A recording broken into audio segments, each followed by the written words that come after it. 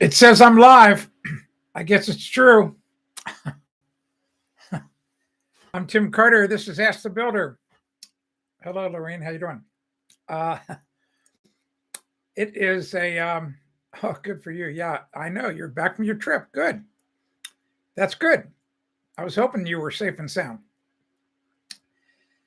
It is March 7th, 2022. And it's been a great day here I didn't say great, I said gray day here in central New Hampshire. I've had a little bit of rain on and off. They said we were going to get about 3/4 of an inch. I don't think there's any way. Maybe we got a 1/4 inch. I didn't set out my official 5-gallon rain gauge bucket. But we've had a lot of warm temperatures, and with the rain, the rain's really been eating up the snow. So I would imagine, as I look out through the window into the woods, there are patches of bare forest floor where I can see the leaves from last fall. But it's really funny. The snow always is filtered in the woods. I don't quite understand why that happens, because the same amount of snow falls in those trees that falls over here just 100 feet away. I still on my grass here on the leach field, got to be at least 9 inches to a foot of snow still. In a few minutes, I'm going to start talking about flushable wipes. The reason I decided to talk about it today is about an hour ago, I received an email from a public relations firm about some magic new flushable wipe that really, really falls apart, but yet it's not so tender that it doesn't fall apart on your butt. They're going to send me some to test, but I told the woman, in an email, I said, well, maybe your client, maybe they'll want to invest and have me set up the test apparatus again, and I'll do a new video about their product. So we'll see what happens. I doubt that they'll do that, but that's the real test. That, and I linked at the top of the stream or the chat. I've got a link, and here's the link again. If you have never seen this video I did, I guess it's 3 years ago. I can't remember when. I don't think it was 2 summers ago. It might have been 3. Maybe it was 2. I don't know.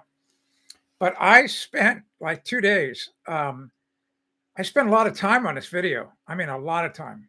And, the only mistake I made, some people said the whole purpose of the video was just to show flushable wipes and that I could get locally and then I decided just to show some other things that you might flush down the toilet. But I didn't flush everything. And if you read through all of the comments on YouTube, oh my gosh, there's hundreds and hundreds and hundreds of comments. People wanted to go, well, why didn't you flush Kleenex? Why didn't you flush Puffs? Why didn't you flush a tampon? Why didn't you flush a sanitary napkin? Why didn't you flush? The list of things they wanted me to flush, but that's not what the video was about. It was the whole purpose of the video was to show you when you put a flushable wipe in your toilet, here's what it looks like before it makes it to the city sewer system. And, or to your septic tank, which is the worst thing. If you have septic tank, I can't even believe that you would even consider using flushable wipes. I can't even comprehend it. Hello, Jason. Hello, Josh. How you guys doing? Glad that you're here. Remember, if you have any questions about anything, you want to put them in the chat.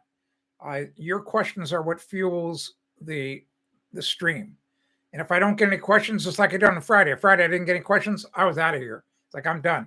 So it was a very short live stream. I couldn't get anybody to ask a question, so I just bailed. Let's talk about flushable wipes. My feeling about this product is it's got a very, very unethical label. It's not illegal. It's unethical. So that, there's a big difference between ethics and legal. That's why they're two different words, just so you know. And I happen to know this because I was a real estate broker in Ohio for about 25 years. And every 3 years, I had to take continuing education classes. And there were 2 or 3 classes that were mandatory that you had to continually take. You always had to take them every session, every 3 years. And one of them was ethics, because they were just constantly trying to teach the unethical realtors to be ethical. And so, in other words, ethics is just bad behavior, but it's not so bad that it's illegal. And I just feel that the Flushable Wipes people, they should change the name. They should call them trash can wipes, something like that. In other words, don't put these things in your toilet. Do not put these wipes in your toilet. It's that simple. The only thing I've talked about it before, and just so you know, I've been a licensed. If you're new to the stream, I've been a licensed master plumber since 1981, so I know a little bit about plumbing, and I know a little bit about what you should put in pipes. And I'm here to tell you the only thing that you should be putting in the pipes at your home is what comes out of your body, and tiny, tiny, tiny, tiny pieces of food, but not out of a disposer. Don't use a disposer. Get rid of those things. You should have a screen in your basket strainer that catches all the big food particles. So yeah, you shouldn't even use toilet paper. Get a bidet. All right. So flushable wipes, they're bad. The city sewage people hate them. They hate the things. They hate flushable wipes. They hate them. All right. And they cause big, big problems in the city sewage systems. There's tons of videos on the internet that were put up by city sewage plant managers to show you what those damn things do. All right. And cost a lot of money to repair the pumps and everything else. What I did in that test video is I did a setup that was really pretty normal for a standard house. I put a toilet 10 feet up in the air. I connected the toilet to a drain piping system, just like you would in any house. And then at the bottom of the stack, the 10-foot stack, I ran 70 feet of 4-inch pipe at a 2% grade. And that's pretty normal. And then at the end of the 70 feet, the water flowed into this very beautiful crystal clear plastic pan, or container, so that you could see what happened. And it was a fun video to do, but took a half a day or better to set it all up. I had to go buy the pipe. It took a lot of video work. I'll bet you I spent 4 or 5 hours on post-production. There were so many video clips to edit and put together. So it's a lot of work, a lot of work. And there's nobody else. I can't find another video on YouTube that's like mine. And the reason why is because it's so much work. Most people don't want to do all that work. Hello, Louise. Great that you're here. And the thing that was interesting is that a couple of the flushable wipes, just like I had predicted, when they got to the end of the 70 feet, they looked just like I had put them in the toilet. I mean, they didn't look like they had started to degrade or anything. One of them did, but two of the other ones, they didn't look to be in bad shape. So that's not a good thing. And then what you have to realize, what I said, I think I said it twice in the video, that my test setup were optimum conditions. All right. In other words, the pipe, you have to understand, the pipe that I was using, it was brand new. I mean, there was no way anything is going to get stuck in there. Whereas the pipe at your home, if you could put a camera down your drain pipe and into your building drain, it's going to have all kinds of minor obstructions and possibly fat globules and grease globules. And I mean, just all kinds of stuff where a flushable wipe could get hung up on. Whereas in my test setup, the inside of that pipe was as smooth as could be. So the water and the wipes just raced, down through the pipe all the way to the, till they got to the plastic container. Hey, Will, how you doing? 70 degrees, yeah, in LA. I'll bet you Long Beach, though, is a little cooler. Long Beach, probably 60, I'd say 63 degrees, be my guess. It's a little closer to the ocean. Anyway, crutch word. So flushable wipes. But here's the, let me read to you just a couple of sentences from the press release. So remember, this lady's going to send some to me. I have not tested them. I cannot speak to these things. I don't know if they're any good. It says right here, it says, after 6 years of rigorous research and development and testing, Nice Pack Products, a pioneer and global leader in the manufacturing and distribution of pre-moistened wipes, has launched Nice and Clean Secure Flush Technology Flushable Wet Wipes. Boy, that's a mouthful. It says right here, this breakthrough flushable wet wipe breaks apart 5 times faster than the leading brand of 2-ply toilet paper, and in just 15 seconds compared to the leading wet wipes 30 minutes, yet are strong and durable. So anyway, we shall see. We shall see. I just can't, well, I it's going to be very interesting to test these, is all I can tell you. Just test them in the real world, but nobody's going to take a video of that. That would be the most disgusting video I think I'd ever see. But I'm sure as heck not going to set up the test apparatus again just for these people. No, I mean, if you go to a map, Will, Long Beach and Los Angeles are like comparing. It would be like comparing your town to. I can't think of the name of the town right next to you where those 2 colleges are in. Why can't I think of it? I don't know. Right across the expressway. Just there's that stupid college town. Where I can't even think of the name of the damn colleges now. I got it right on the tip of my tongue. Oh my gosh, what's that? That is so frustrating. That is really angering. I can't even think of the name. Well, you know what I'm talking about. In other words, Long Beach and LA it's like comparing, oh my gosh, I can't even think of it. I'm sorry. Bates. Okay, so it's Bates College. I finally remember the name of the college. Bates. It's the town where Bates is. Lewiston, exactly. Lewiston, Bates, exactly. So it's like comparing where you are to Lewiston, Bates. So Long Beach is just right there. So anyway, but the thing is, when they take the temperature in LA, they're taking it like in downtown LA, which is probably, I don't know, 8 miles from the ocean. But Long Beach is right there on the ocean. So Long Beach is always going to be cooler than downtown LA. What do you know? Here comes the big UPS truck down the driveway. I don't know. Who knows what he's got in there? Not me. I'm not going down to get it. Anyway, hello, Steve. What do you know? You're here. I just noticed you're here. You were AWOL last week. You weren't here for a while. That's we missed you. There were a couple of good. I think there were a couple of really good live streams that Rocco had given him the idea of, because I knew if you would have been here, you would have been asking a ton of questions, because I was talking about the entire timeline of pre-Ask the Builder and then Ask the Builder. So if you have not gone back and watched those, you might want to. Kind of interesting. Yeah, I figured you were.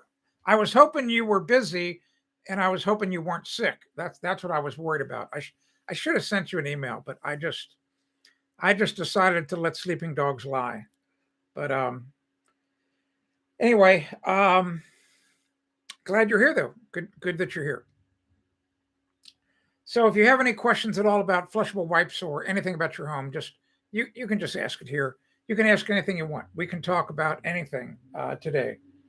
There goes the UPS truck up the driveway and out of here. It looks like a new driver. Oh, you were here for the first one. Okay, I guess you were. Yeah, you were here Monday. It was the rest of the week you weren't. That's correct. Yeah, exactly. Anyway, here we got a London day going here, buddy. It's just like today would be a perfect London day. Very gray. Fahrenheit, 42 degrees. So I don't know what that is Celsius, but I'm going to guess that 42 42. So that's 10 degrees above freezing. So I'm going to say that that's, I don't know, 7 degrees Celsius, maybe. I'm just going to guess. Let's ask Alexa. I hate talking to her. Alexa, what is 42 degrees Fahrenheit in Celsius? 42 degrees Fahrenheit is about 5.56 degrees Celsius. I was close. 5.5 Celsius. Yeah. Well, good for you. I'm glad you got some sun. We didn't have any here. I don't think we're going to get any sun until Thursday. So 6 degrees Celsius here today. And so you know what that's like. Anyway, if you have any questions about flushable wipes, happy to answer them. The bottom line is, here's all I want you to know about flushable wipes. If you like using them, that's awesome. Go ahead and use them. Not a problem. Just don't put them in the toilet. All you want to do is buy a separate garbage can for your bathroom, put it near the toilet, get one that's got a lid, one that's got a nice little plastic bag, and then drop the flushable wipe into the little garbage can and close the lid. And then once the smell gets so bad, then empty the plastic bag is all I can tell you.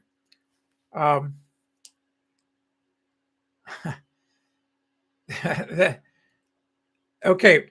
So Lorene, see, that's where I think that they go off the rails and where I think it's unethical, because here they're saying it's safe for well-maintained sewer and septic systems. And you're exactly right. What determines well-maintained? Well, that's almost impossible. Well, here's my definition. I don't know what their definition. My definition would be, it's a sewer system that only gets bodily waste in it and tiny food particles and virtually no grease. All right. So grease, we talked about this a week or two ago. Grease is a killer. Grease is just the worst possible thing you could put into your plumbing system. It's just so important for you. I told the story, and one of the people who was the worst offender is now gone from here. It's not that she was kicked out, but she flew out of here on Saturday.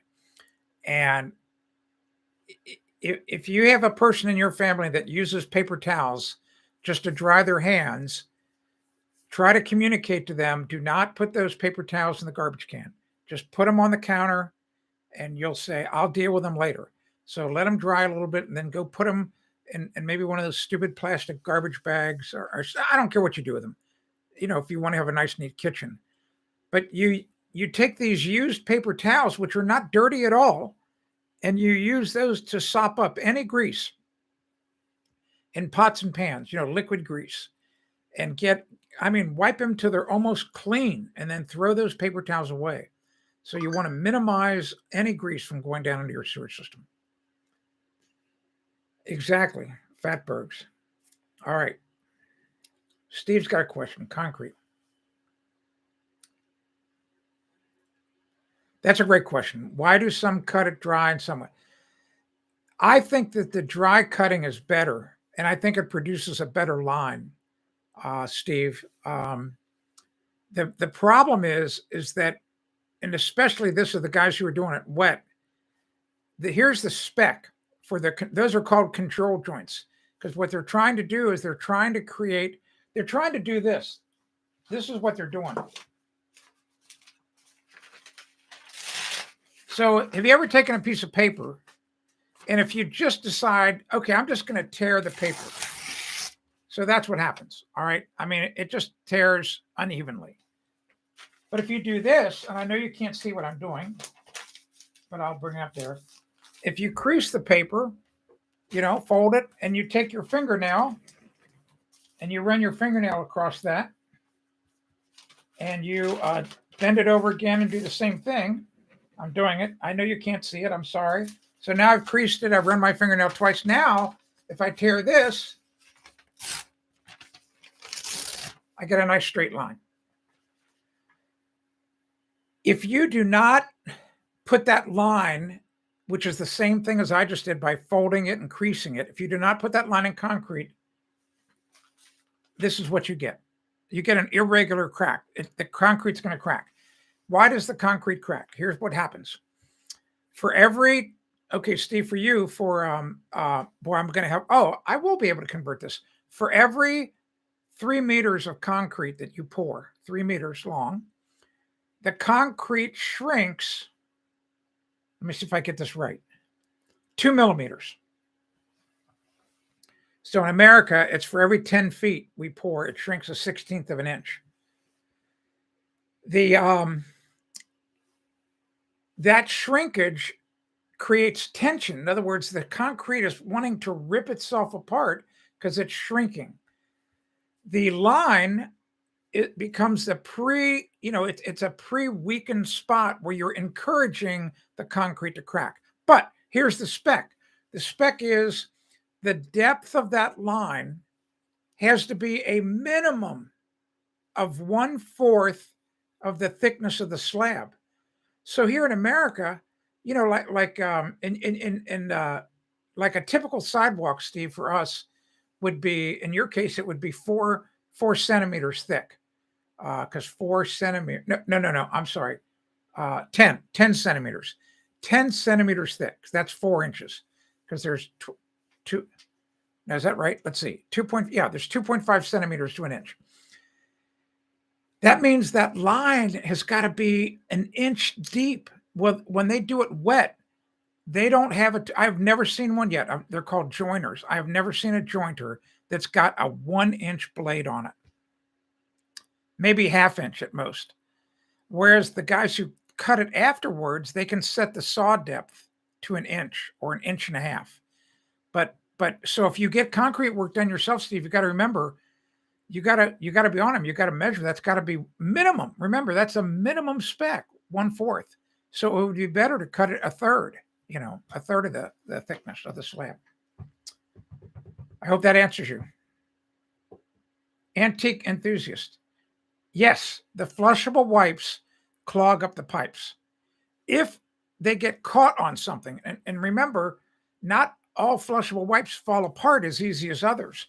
Some are much more durable, and that's been the problem all along. Some of them they don't fall apart. That's why they should not be labeled flushable wipes. They should be labeled trash can wipes. I'm serious, but yeah, they are bad for marine life. Lorene, the videos of cities pulling mass amounts of wipes out of the sewers is interesting. Yeah, exactly. Yeah, there's great videos on YouTube about these horrible posted by city sewer systems. Amazing. Yeah, they're horrible. They're horrible. They're just, everything about the flushable wipes is bad. And like I said, it's okay to use them. And I said that in my video. If you want to buy flushable wipes, that's fine. They'll make you cleaner. But just don't put them in the toilet. Just put them in the trash can. All right. Yeah. Steve, good question. Do you have to put rebar in every concrete install? Well, you don't have to, but it's a good idea. And here's why. That's a great question, by the way. So concrete's a really interesting material, and same for ceramic tile, and really the same for any natural stone product. So concrete has got tremendous strength if you try to compress it. All right, so think about that. Think if you just had a rock that's the size of a baseball and you were trying to crush the rock in your hands. There's no way you're not going to do it. I mean, because the rock is so dense. And understand that that's all concrete is. Concrete is just man-made rock. I mean, think about it. Because all that concrete is, it's made up of rocks. In other words, you put rocks in for the aggregate, and then you put sand in. Well, sand is rock. It's just small pieces of rock. And then you put Portland cement in, and all Portland cement is, it's just a mixture of limestone and shale. So it's rock. And anyway, the trouble is, so concrete has got fantastic compressive strength, but it only has 1/10 the amount of strength in tension as it does in compression. So tension is a force when you try to pull something apart.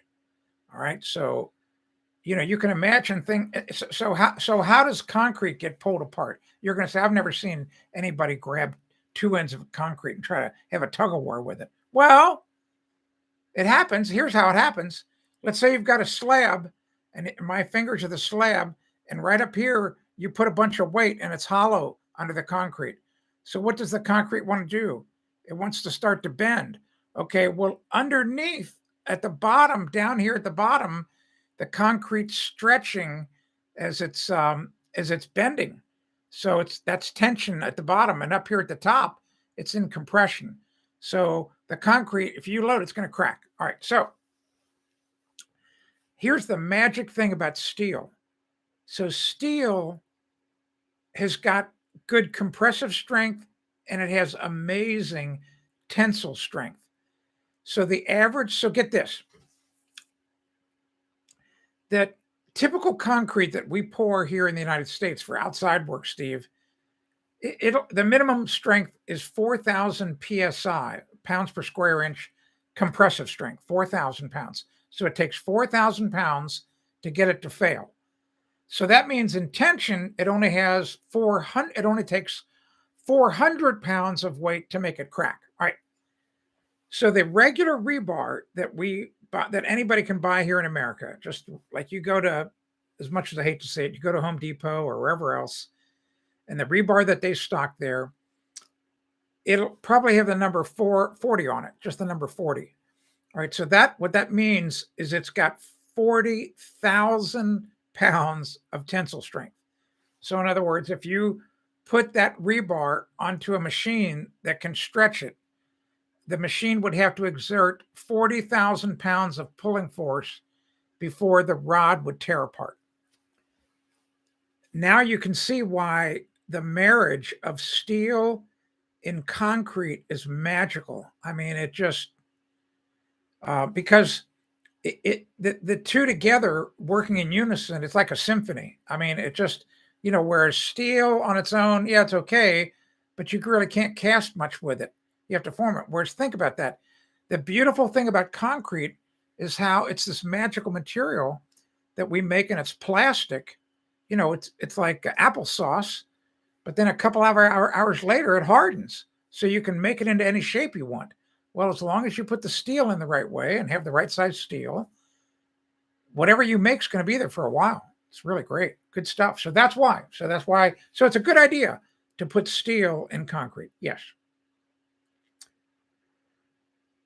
Okay. Let's see. Let me get caught up.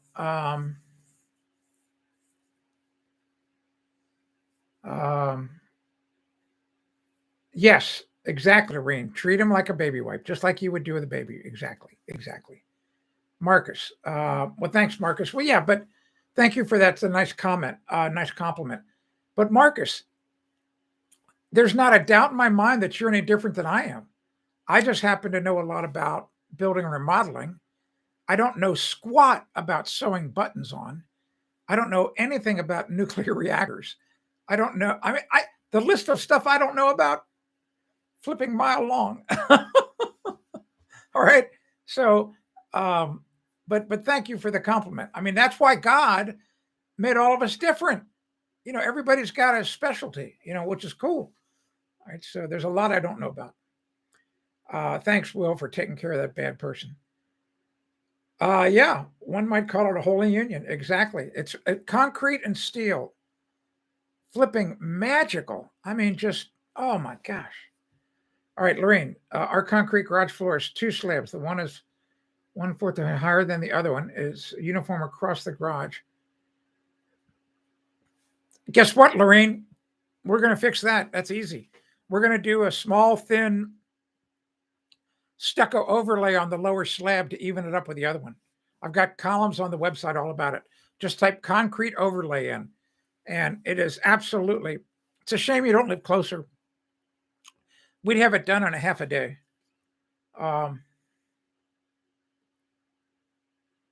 Good night, mister. Get out of here with your awesome but scammy domain. I don't know what you're talking about. I don't know what that means. Sorry about that.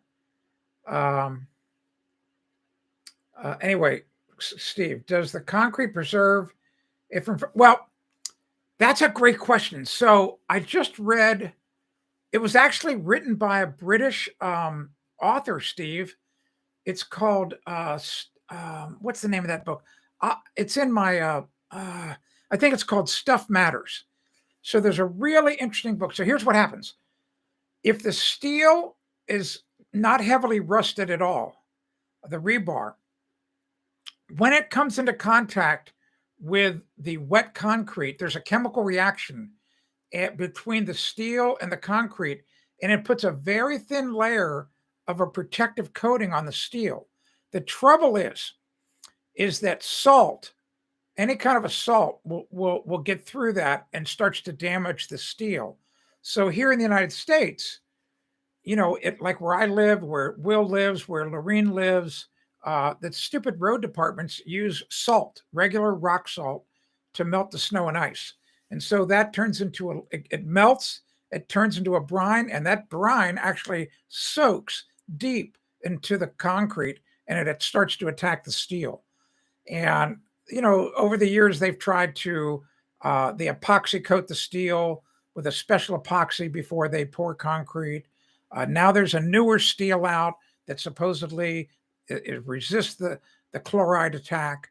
But anyway, um, and so down near the ocean, for example, concrete that they would be pouring in London that's near the ocean, they have to be really concerned about that because the salt that's in the ocean water will absolutely attack the steel. All right.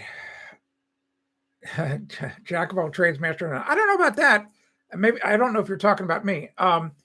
I do know a lot of things. I do happen to be a master carpenter and a master plumber. I don't know if I'd be a master electrician. I would at least call myself a master electrician when it comes to residential work. Maybe not like commercial code or industrial, but I'm a master roof cutter. So what do you think about that? All right. All right. So anyway, Lorene, yeah. So anyway, Lorene, about your garage floor, easy to fix that. Not a problem.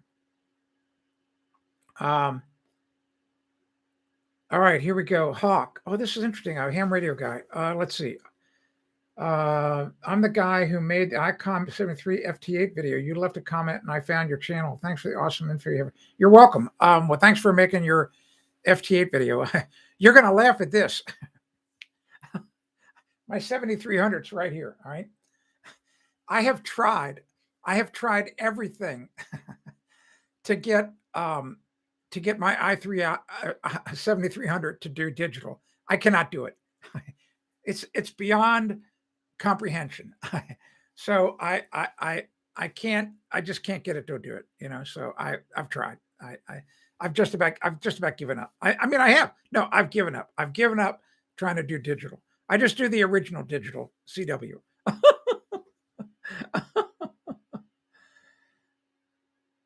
Oh, I see. Okay, got it. Thanks, Will. I didn't know what was going on there.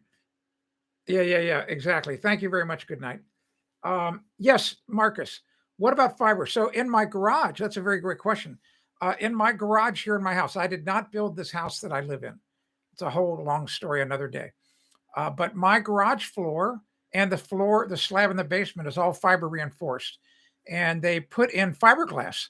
They are fiberglass fibers that are about, I'm trying to think, maybe an eighth of an inch wide by about an inch long. And there must be, oh my gosh, there must be millions of them in the concrete. So I don't know how they broadcast them in like snowflakes, and then they mix them up.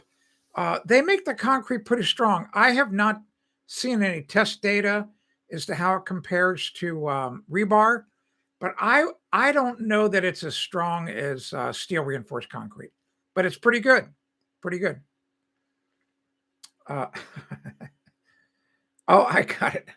I'm sorry. That's why this texting, it's so hard to get things out of context. Skill set. Oh, I see. I get it. Found out. You're a jack of all trades, master of none. You are not me. I got it. Sorry about that. You can tell some days I got thin skin. All right. Let me get a drink, then we'll get caught up on the comments.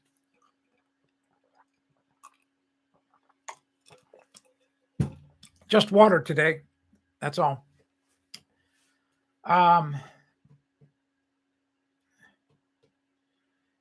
Yes, Steve says, I've seen plumbers surrounding copper pipes with probably foam insulation. That's correct.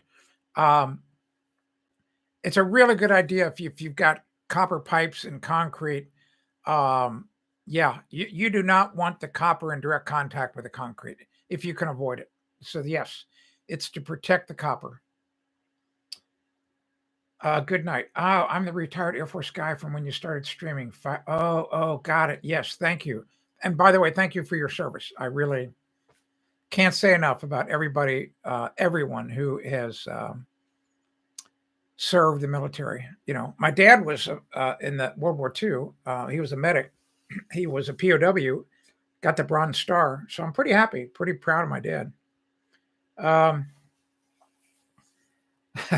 knew, Hawk, that you would like that. The only thing I was able to do is at some point, with the help of my mentor, and remember, I'm a Mac guy, so that makes it harder. All right. So I did get, I think FL Digi loaded on my laptop. It's still there. And we were able to get PSK 31 to work. But, you know, I just, it was funny. I could never really get, it didn't wow me, I guess is the way to say it. It just didn't wow me. I just thought, okay. I mean, typing on the keyboard, I just felt it was kind of antiseptic. My problem is, and I know that people love digital, and that's cool. That's okay. I'm more of a purist. I mean, my whole interest in ham radio, I guess it's almost like I should be like I feel like I should have, maybe I was a reincarnated railroad telegrapher. That's what I actually feel like. You know, I mean, I even wear, I even wear this when I do the, I don't know if you've seen the videos of me wearing my visor when I'm a telegrapher at the railroad station every fall. So every fall I'm a telegrapher. I've got, the sleeve socks and everything, man. I mean, the black vest, the white shirt. Are you kidding me? I look like I was in a flipping time machine. So I'll have to upload that photo, show it to you. So anyway, yeah, CW, it's a neat mode. I'll tell you a quick funny story. Maybe I've said it before in the live stream. So my specialty, I like doing outdoor radio. And depending on what kind of mood I'm in, like some days I don't even want to see anybody. I don't want to see anybody. I don't want to talk to anybody. Like, just get away from me. I mean, if I could put a sign on, it would be leprosy, like go away. All right. So, but other days, I might be in a feisty mood and, just want to kind of cause trouble. So I'll purposely go to a place where I know there's people going to be, and I'll set up. And here I am, I'm doing Morse code. And the people come up and go, well, first of all, the first question they always ask is, they go like this. They're looking up at my antenna in the tree and they go, how did you get the antenna up in the tree? I go, I hand them a card.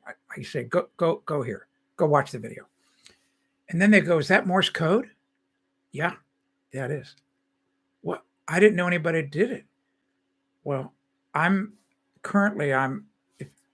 to get back on. I said, I'm having a conversation with some Russians and we're trying to meddle in the politics here in America. And typically everybody goes, and then they walk away because, they don't understand it, so they don't know if I'm telling the truth or not.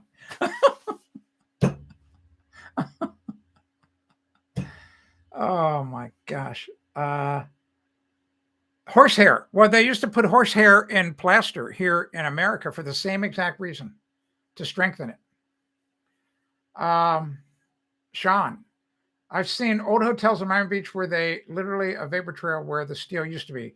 Yep, exactly. So bad. That condo, I predicted it. I don't know, when did that condo collapse? A year ago down in down in Florida. You know, all those people died, and the next day, or in my newsletter, I predicted. I said, when they finally get the study back, it's going to be because of the steel and the concrete that corroded, and that's exactly what happened. All right. Good night says, no problem. I have to take a look at the PSK. Did you start a Discord yet? I still need to find my you got the $8 in your backyard. I know I've been down there. What a great place. Yeah, go. Come on. You look. You can you can take that. Go take that tech test. I mean, you go to Ham Test Online and pay a few bucks and whatever. They guarantee you're going to pass. And then you can go get your general. You should take the general the same day, in my opinion. And you only have to study for about 8 hours. If you just have 8 hours to put in at Ham Test Online, you can sit for the tech and general same day, because where the fun is, you have to have HF privileges to be able to have some fun. So you got to get general as soon as possible. I'm an extra, but it was just a personal goal of mine. I want to be an extra. All right, Hawk. That's awesome. Yeah, exactly. That condo collapse. Just all because there were a couple of problems there. They didn't space the rebar right, and it wasn't protected, and the marine environment, and it's really critical how close you can put the steel bars, and especially with the steel bars from the surface. It's a function of the size of the stones in the concrete mix. Very, very incredible specifications, and they had, in some of those columns, they had way too much steel, and there just was, and the concrete was not surrounding the steel. So anyway. All right, so here we go. Yeah, well, good night. What I want you to do though, just go get your tech in general first, and then start having some fun. And the extra, it's a kick-ass test, man. I'm telling you what, I aced it. But the only reason, and you can watch my video online. Go here onto YouTube and type in Ham Test Online Tim Carter. Watch that video. I gave him a testimonial. Watch that video. But I can't say enough good things about it. Just use Ham Test Online. Pay him a little bit of money, 10, 20, 30 bucks. It's the best money you're ever going to spend in the hobby. All right, Steve, here we go. Have you seen the clot shot report from Pfizer? Oh, I have not seen it yet.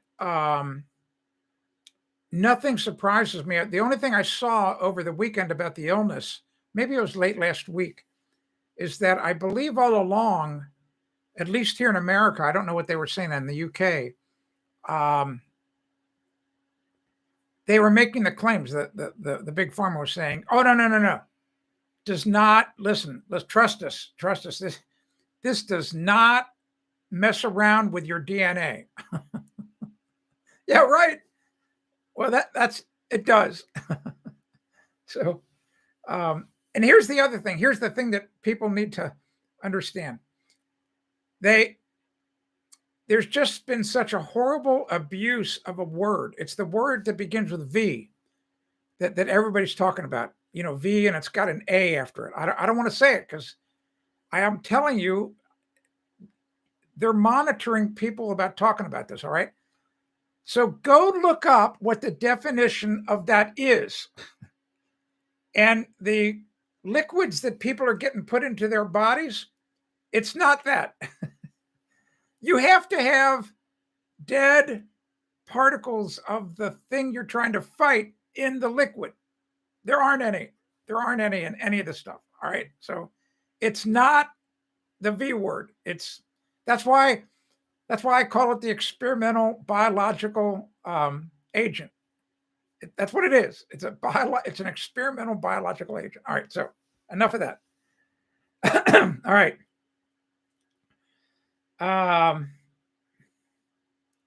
Oh, so you've got a problem with testing. So listen, that's what's so amazing about Ham Test Online. Because here's the thing. I'm here. When you go watch my video, just go watch that video. Just type Ham Test Online, 3 words, and then my name. Watch the video. After you watch that video, I guarantee you, your anxiety about taking a test is going to be over. Just watch it. Okay, I will, Steve. I'll take a look at that after the live stream.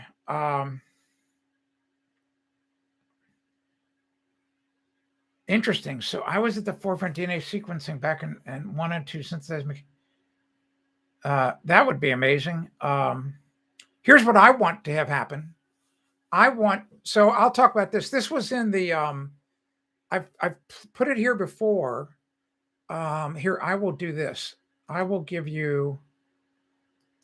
going to give you a link to a video to watch, but you should read the book. There's a book named the same thing, and it's on Amazon, and it's a short book. You can read it in 2 hours, 3 hours max. But you're going to see it in this video. Go watch that video. I'm going to put it in again. Go watch this video, and you're going to discover, and it's absolutely true. I'm not making it up. This is true. That John D. Rockefeller, so he was probably the richest man ever on earth, way back when, back in the late 1800s. He had basically cornered the oil market. He also discovered that you could make synthetic drugs out of petroleum. Crazy, all right? And as soon as he figured that out, so this is how smart he was, all right? And this is what the last 2 years has been about. If you want to control a population, you control their health. Why? Because of the scarcity psychological trigger. There are very, very, very few human beings who are okay with dying right now. Most people go, no. I do not want to die right now. I'm okay with dying in a month or two or a year or two, but right now, no. It's kind of a funny scene out of the old movie, 50 Years Old, from Little Big Man with Dustin Hoffman. If you remember one of the lines in that movie, Chief Dan George, his grandfather, that old Indian chief guy, he said it at least once in the movie. If you're a true human being, any day is a good day to die. So that's what they tried to instill in all the young Indian warriors. They tried to make them, quote unquote, true human beings so that when they went into battle, they were fearless because it didn't matter if they died. Think about that. All right. So John D. Rockefeller, he knew, though, back in the late 1800s, are you kidding me? It was so easy to manipulate people. And so he wanted to make more money. So he took over the medical schools and he got rid of all the homeopathic teachings. Do you understand what I'm saying? He got rid of all that stuff. We're having to recreate all that. I mean, all the stuff that the Indians knew and that early doctors knew. I mean, my mom was a pharmacist, for God's sake. I remember as a little kid, she's saying, "Oh yeah, we make a lot of medicines out of stuff from trees and plants." I went, "What?" I mean, I'm a little kid. You got to remember. I couldn't connect that at all. I couldn't connect. How can you take a flipping plant and come up with a little pill? All right, but that's because little kids are not too bright. All right, so back to you. Good night. Exactly right. Your program would be shut down because it's big money. Are you kidding me? That's why you got to read that book. You got to watch that video. Watch the pandemic.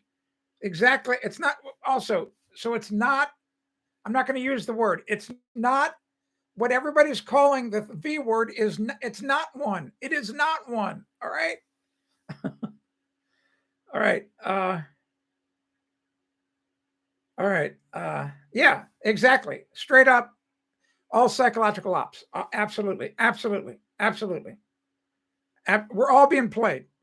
And in fact, we've been being played for the past 60, 70 years, maybe 100 years. So, Steve, are you still here? You know about Operation Mockingbird here in America? If not, look it up. It's horrible. Still happening today. And it's happening with what's going on in Ukraine. How can, I'm just going to say this. I know we're not talking about home improvement. How can anyone trust anything you see on the television or on our website about what's going on in Ukraine? Are you serious? I mean, they've already debunked a bunch of the B-roll clips, you know, like of explosions and things that were shot 10 years ago in another war. Are you kidding me? How could you possibly trust anything that you're seeing?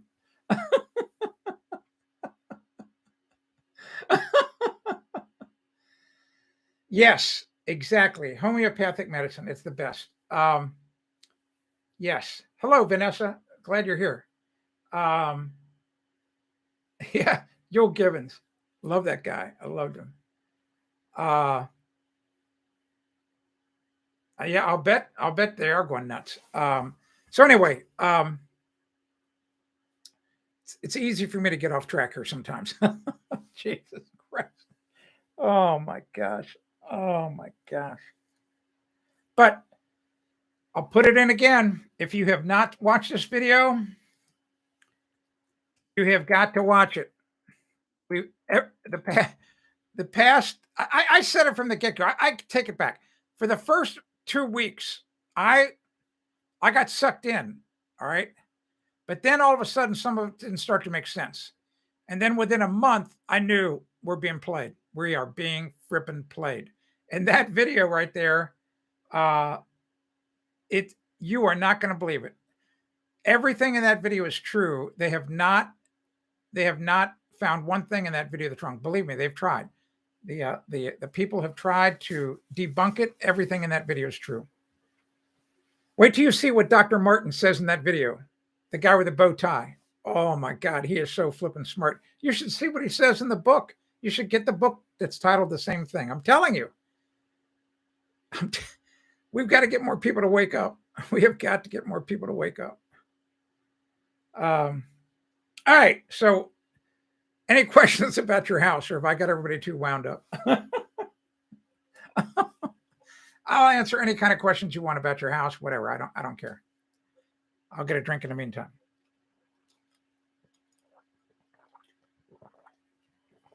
All right, Steve.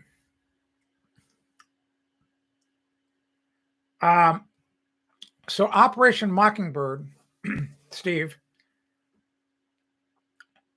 this is back in the 1950s and 60s. The CIA here in America, they infiltrated both the universities and the news media with hundreds and hundreds of their people, as well as they trained people within and some of these were high level, like news anchors. And the CIA was putting out all sorts of propaganda here in America to the American people about issues and things like that. In other words, the CIA was controlling to a large degree what the media was talking about, both television, radio, and newspaper. Just go look it up. It's crazy. And it's in that pandemic video. They touch on it a little bit. Vanessa says 1.5 is good. I know. I get wound up. Vanessa, can I snake from my shower drain down to the main drain pipe, or is there? Okay, so that's a great question. I'm going to draw it for you. All right, that's a great question. I know, Will.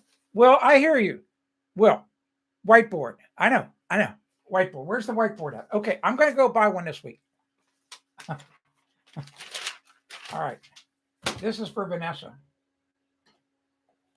All right, Vanessa.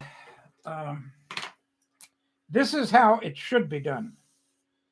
But I can't tell you if it is the way it is done.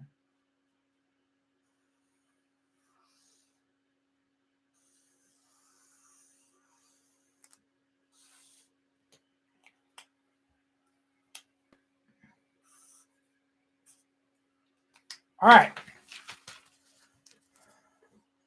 So this is where you stand in the shower, and this is the drain right here. And this is the simplest configuration. All right. This is called a P-trap. So what happens is the way it's supposed to be done, you come up out of the P-trap, you go some distance. The distance from here to here is not supposed to be over 3 feet, but some people make it longer. And this is where the snake would go, but sometimes the snake goes up. It's supposed to go down. So, you know, at least you'd be able to get this far. And this is typically where the problem is. So if you have a clog, you're really just kind of interested in getting this part, this branch arm, we call it a branch arm, cleared out. Typically, it takes a lot to clog up the vertical stack. All right, so the answer is yes, you can get a snake in. Most snakes will make it past the P-trap. All right, let's see. Let me get caught up.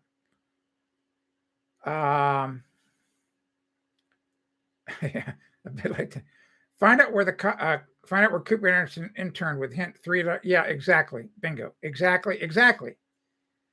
Basement shower drain is right near the actual main pipe coming up from the home. Okay, so in that case, Vanessa, you're like in basement showers, okay, great point. So I'll get back my drum. So this pipe here, this horizontal one, would then just go and connect with another horizontal pipe that's under the slab. So in that case, if you can make it past here, you can go a pretty long way and connect into the building drain. So this is typically for a second floor shower, maybe a first floor shower that's over a full basement. But anything that's down in the slab, this pipe here, this horizontal pipe here is going to connect into another horizontal pipe, and it should connect with a Y fitting, which allows the snake to just keep going, heading towards the septic tank or the sewer. All right, so that's good. So that's good. Yeah, you call that a U-bend. And you're exactly right, Steve. We call it a P-trap here, but it looks like the letter U. That's what it is. Jack says, I clean my Oh, well, thank you, Jack. Yeah, it's a great product. You cleaned your house. Yeah, stain solver. Stain solver right here. Jack cleaned a shower with stain solver. Lorene and Will cleaned their coffee carafes with this. I cleaned this the other day. So this is cool. You'll like this. So this is it looks brand new inside here, and it was pretty stained with coffee. And what I did, you'll love this. So I guess it was yesterday morning before church. I had 2 coffee mugs, and when you put stain solver in water, it works for 6 hours. All right. So I got up early. I filled the coffee mugs past where they were stained, put just a little bit of stain solver in both, and then I came up here to work. And then right before Kathy and I went to church, I took those 2 coffee mugs and poured it into here. So the stain solver had been working for 3 hours in the mugs. And then it got to about here. And so I just added a little bit more water to get up to here. I go to church, come back later in the afternoon, I just dump it out. The inside of that looked brand new. No scrubbing. All right. Now, you can't do that. Sometimes you have to scrub depending on what you're trying to clean. But as far as cleaning coffee stains, you don't have to scrub. All right. So Vanessa, any of the snakes that, like going through a shower drain, 2-inch pipe, if you can get a snake that's like a 1/2-inch diameter of the coil, that's the one I would go for. You can buy those. You can get a 50-footer for really cheap, like $20 or so. So just get a 50-foot one that's got a 1/2-inch, 1/2-inch diameter. That would be perfect. All right. I need to set up a shower door, glass iron, where there's no wall to attach to the other end. Well, that's interesting. I don't know how. You'd have to draw that for me. I'm having a hard time visualizing that, where there's no wall at the other end. Attached, not an attack. I don't know. You'd have to draw that for me. All right, Oak Grove. How many times have we listened to the National News when we are there? That and they sound totally unfair. Exactly. Yeah, it's don't trust the media. I'm a member of the working media. All right, I'm still a member of the working press. Oh, okay, I'll go look for it. Vanessa, these snakes are everywhere. I mean, you can go to Home Depot, Lowe's, they're everywhere. Just a regular drain cleaning snake. There's no magic to them. All you need to do, though, this is really important. After you use it, dry it, rinse it off, make sure you get it to dry, and then if you've got like an old pair of cotton gloves and you've got some old used motor oil, make sure you oil the snake. Don't let it rust up. The last thing you ever want to have happen is you never ever want to use a rusty snake in your plumbing line, because if it breaks and you leave half the snake in the line, you got problems. So never ever let those snakes rust, ever. All right, Steve's question. Oh, here we go. I see it. It's almost ready to disappear. How do you guys attach a brick chimney to a house made of timber? All right.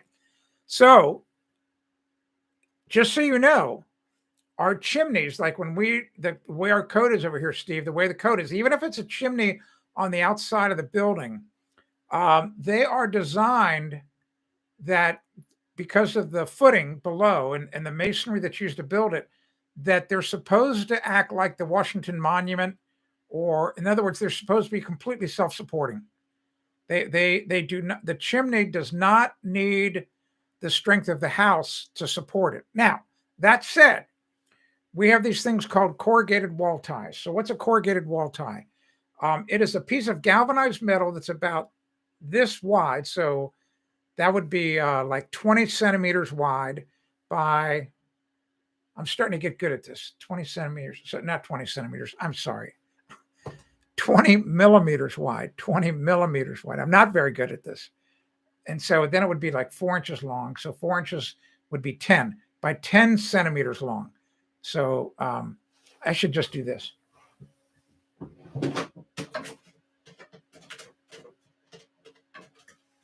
This way I won't make a mistake. All right. So here's my little centimeter rule. So yeah, so it would be 20 centimeters, 20 millimeters wide by I don't know, by about 15 centimeters long, which is this long, 6 inches long. So, and they have holes in it, like where this black line is.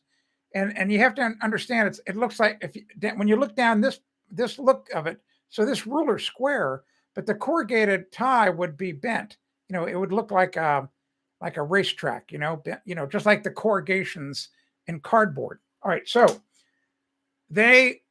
because it's corrugated, when you lay that in the mortar, you can see how you're not going to pull that out of the mortar. And then you bend it, and then they nail that to the timbers on the house. But the trouble is, they just use these stupid little wimpy roofing nails, and they're not really structural nails. And I would never rely on that. So that you have to just make sure the chimney is self-supporting. All right, so all right. So, and Vanessa, so do you understand which snake you're supposed to buy? If not, let me know.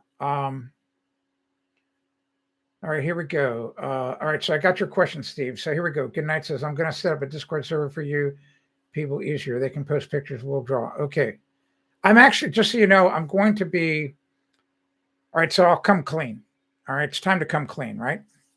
So on Saturday morning, I had to drive my youngest daughter to the airport. And I was not looking forward to that at all, because she moved to Long Beach, California on Saturday. And I was so choked up, I could barely talk. And anyway, so where she was living in the house, I'm going to turn that into a studio. There were 2 bedrooms up on the second floor. So this week I'm going to start on that project, and I'm going to buy, it's not too expensive. There's a really interesting streaming video software I can buy that works on a Mac that will allow me to do whiteboarding, and I can bring other people, trusted people, onto the stream. Like I should be able to bring Steve in. I trust Steve. I trust, there's a bunch of people I trust.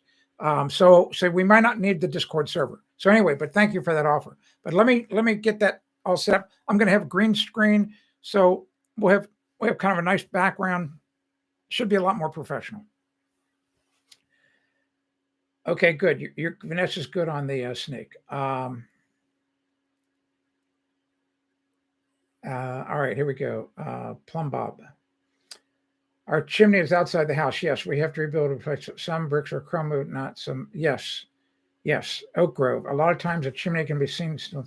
Yes, exactly. That's a good point, Oak Grove. That's exactly right, especially in these California wildfires. The whole house burns down, Steve. If you look online, if you ever see these California wildfires, and the chimney's still there, chimney's unscathed. All right, so thanks, Will. Getting rid of there. Okay, buddy. Steve, see you, man. Thanks for checking in. It was great to see. Great that you're here. Great that you're here. Thanks very much. I'm glad that you reminded me I didn't get your question taken care of. And I will look at your email afterwards. Thanks for being here, Steve. If you have any questions about your home, it doesn't matter what it is, chimneys, plumbing, electric, type it in the chat. I'll do my best to answer it. Happy to help you in any way that I possibly can. That's why I do the live streams, so that a ton of times. That's why I'm here. Okay, Steve, buddy, have a great night. And if we don't see you the rest of the week, have a great week, buddy. Try not to work so hard, man. Don't. Life's too short, buddy. All right. What can I help you with? What can I answer? Okay. I'm not going to get off. I'm not getting off just yet. I'm just going to wait to see if anybody's got any questions. Then I may bail. But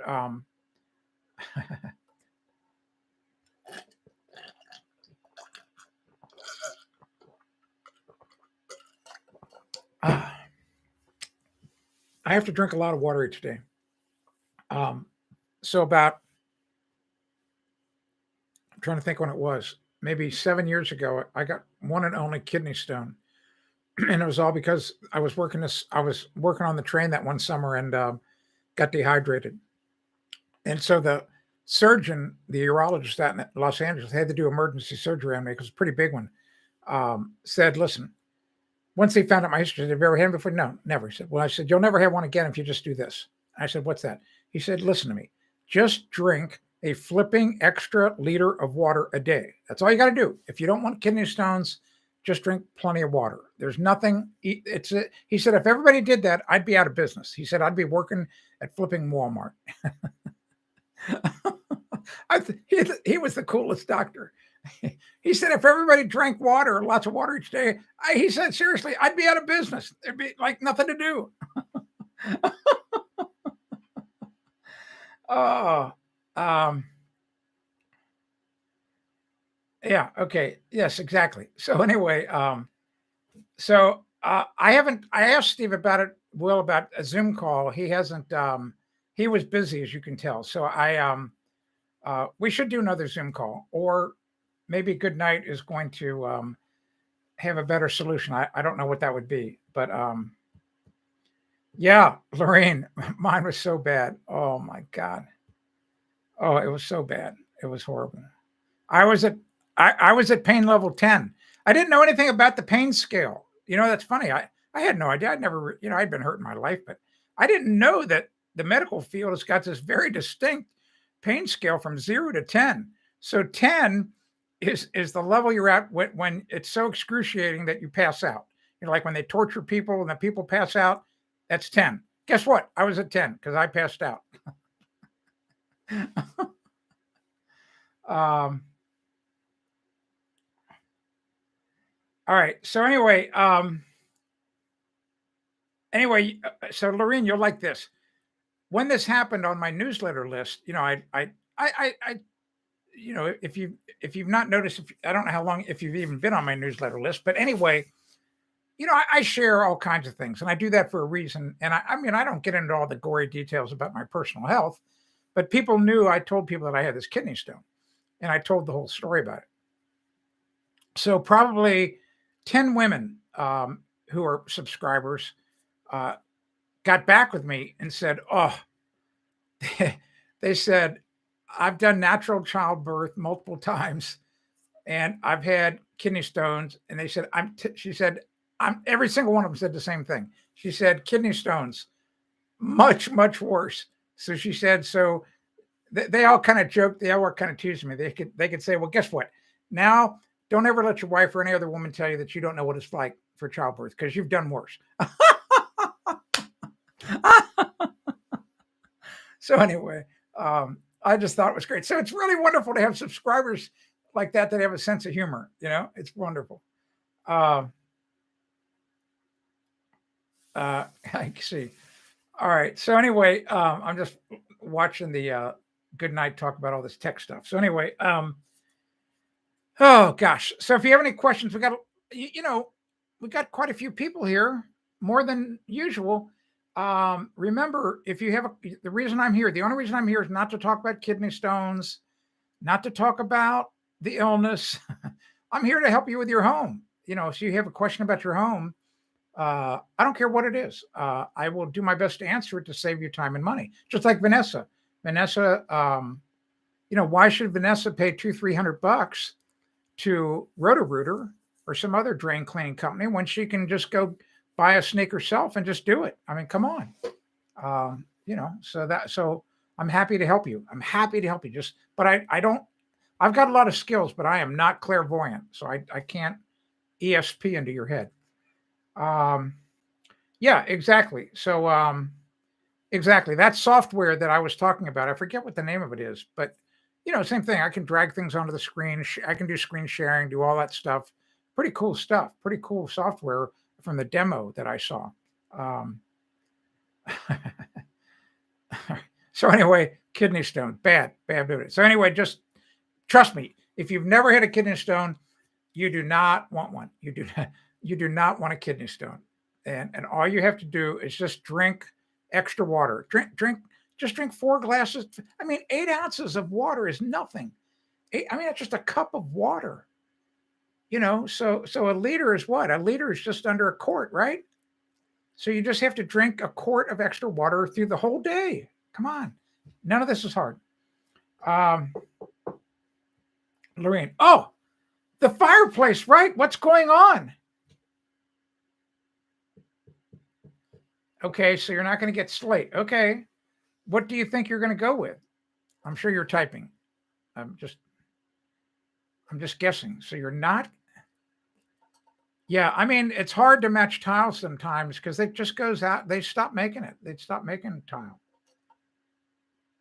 Okay, all right. What do you think you're going to use? Do you know? What are you going to use?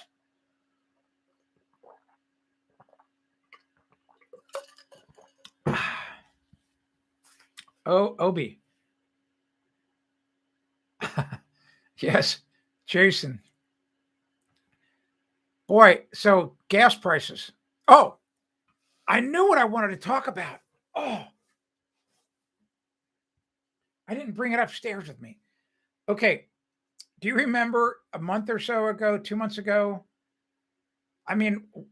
There were different streams I was doing, and somehow we kept coming back to inflation. And I warned you. I said, inflation is going to get a lot worse.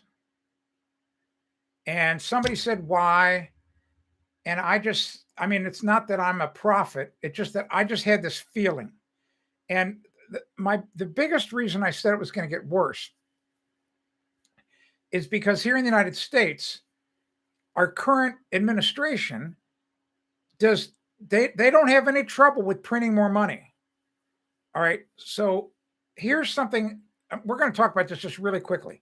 And we have a lot of people here. So if you don't know, I guarantee you, you're going to learn something here right now. Really important. All right. So let me get out my wallet. All right. You may have a hard time with this mentally. But give me a shot here. All right. So this is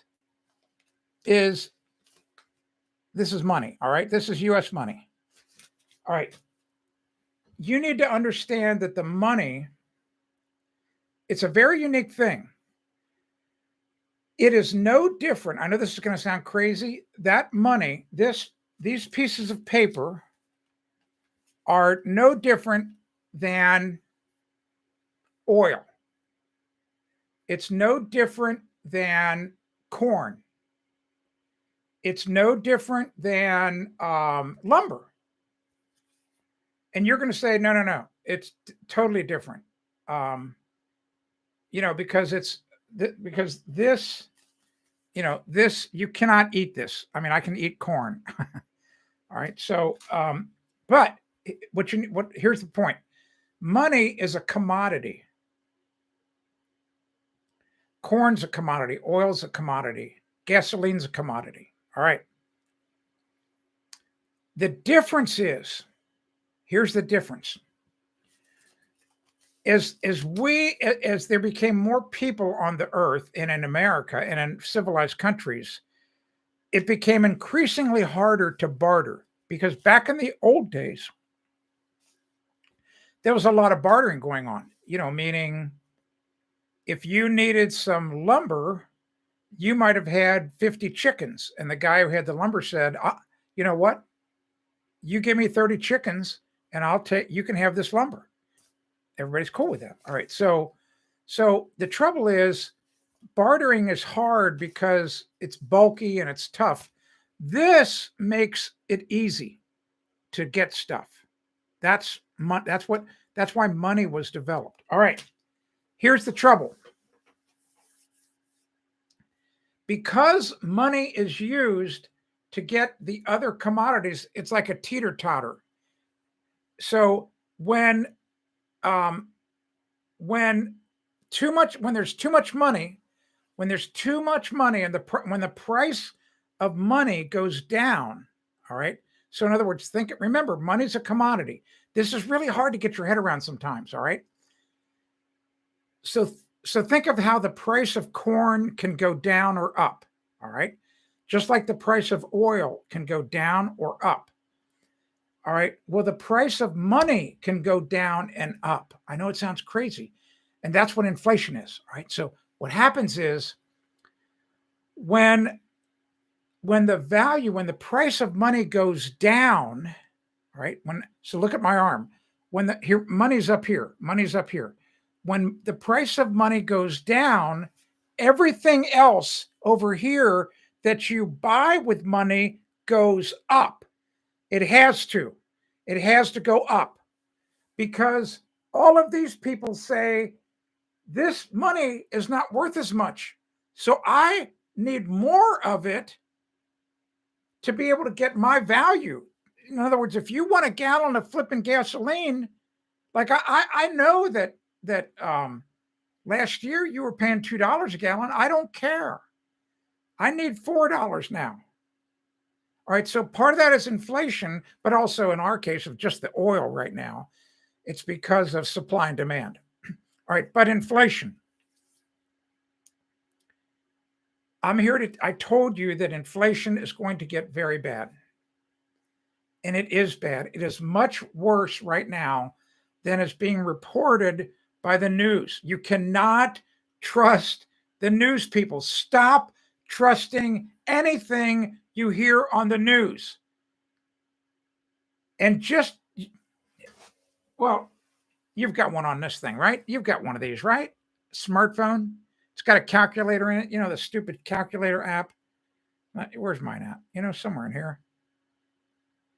I don't know. Come on, right here. All right, calculator. Right.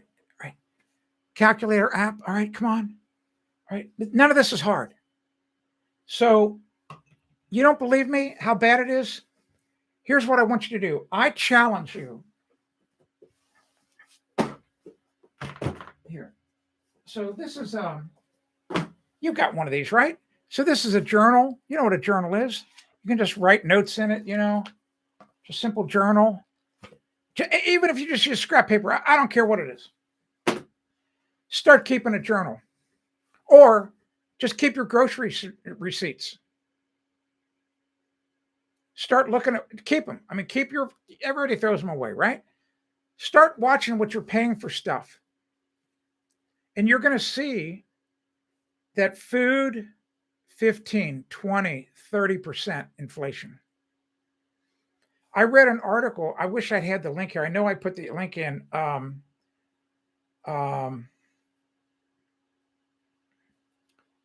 A link from Hillsdale College about inflation. I just reread it again this morning. And what all you need to know is that they were given examples, historical examples of like what happened during the Civil War. So in the Civil War here, the inflation was 100, 200, 300%. Down in South, it was 700, 800% inflation. Are you understanding that? Are you understanding? Can you imagine? Okay, look. So gasoline, for what it's worth, we'll just take gas. So gasoline here in New Hampshire over the past 15 months has now seen 100% inflation. I'm telling you, I paid $2 a gallon for gasoline back in, back before we got our mail order president. All right. So I'm just telling you, gasoline alone, 100%. Now here's the trouble. This is why it's all so bad. This is why you need to hunker down. If you're thinking about spending a lot of money on something or whatever and going on vacation, you better think again. Here's what the problem is. So here we've got oil. Did you see the news this morning? Brent crude at $139 a barrel this morning. I mean, crude could go to $200 a barrel, $300 a barrel. That is going to affect the price of everything, even stain solver, because I have to pay freight to get all of the stuff to the factory. Then I have to pay freight to get the stain solver to the fulfillment center. Then I have to pay freight to get it to your home. Well, all that is diesel fuel. All right. So everything that you consume, unless you're growing it yourself, is tied to the price of oil.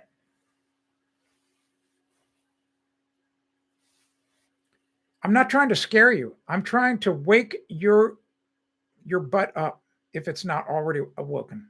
All right. This is what's his name say about 8 years or 9 years or 10 years ago? Some guy said elections have consequences. Yeah, they sure do. Okay, so we're in the mess. I'm just trying to tell you, I can't even imagine what I'm going to pay next year for propane. Maybe time to buy a wood stove this summer. Put a wood stove in here. Might be happening. I'm going to talk to Kathy about it tonight because I've got unlimited wood. All right, let me get caught up on the comments. So inflation, I'm telling you, listen to me. It's going to get worse. It's going to get a lot worse. The price of everything is going to go up a lot. So you need to figure out how you're going to get around that.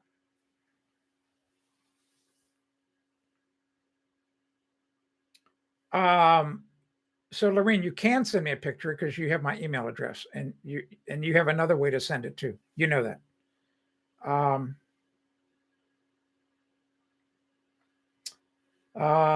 Jason says we got a $5 in. It doesn't come exactly right. It's not going to cover inflation. Yes, gas is going to be that much. Well, I mean, I'm only $1 away in New Hampshire here from 5 right now.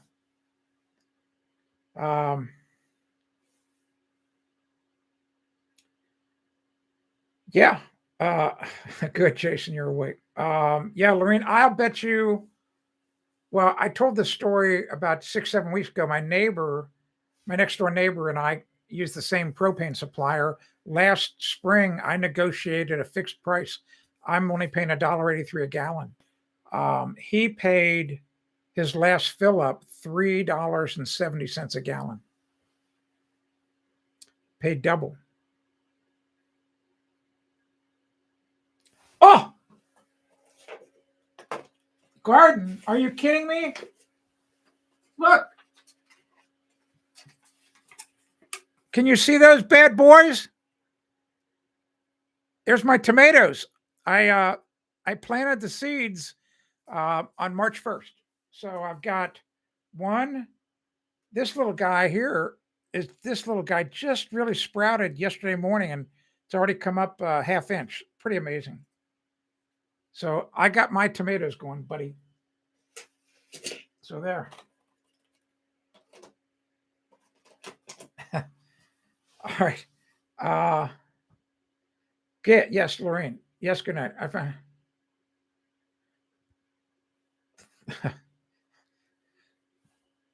everything about what's going on. If you're a regular here on the live stream, when it first started back in November, I talked about Game of Thrones. You know, I read that book series at my son's suggestion. It's all Game of Thrones stuff. If you've not read Game of Thrones, at least it's a 5-book set, huge. At the very least, just read. You really only need to read the first book in the series to understand it. I'm telling you. And on my business card, I've got the most important line right down here. The most important line in the whole book series right there. When you play the Game of Thrones, you win or you die. There is no middle ground. That is what's going on. I mean, that's what's going on in Ukraine and Russia, as long as that's real. And that's what goes on here in America each day. It's what goes on in your state, where Steve lives in the UK with Boris Johnson. It's what goes on in your city, in your town, even in your HOA. Speaking of which, the HOA big vote was Saturday. The stupid bylaw passed by just 2 votes. Idiots. Idiots. I live with a bunch of flipping idiots. I live with a bunch of flipping idiots. Rutgers tomatoes, man, they're the best. Rutgers, that's the species or the variety. Yeah, Jason, 425. Well, I'm sure. Well, and the trouble with gas. You cannot compare the price of gasoline across the nation easily because each state has got such widely varying tax on the gas. I think here in New Hampshire, our state charges 48 cents, I think. I think California, it's like $1.80. So every gallon of gas you buy in California, $1.80 of what you're paying goes directly to the state treasury. It's some enormous figure. So you could go, there's websites that publish all that. You can see what the gas tax is. Plus there's a federal one. There's a federal that they're supposed to take that money to help pave all the state or the federal routes and the interstate highway.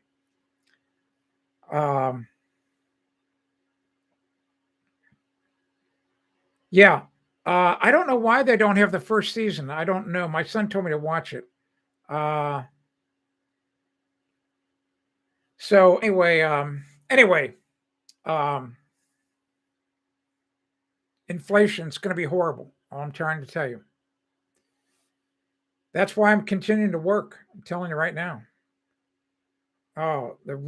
Jason.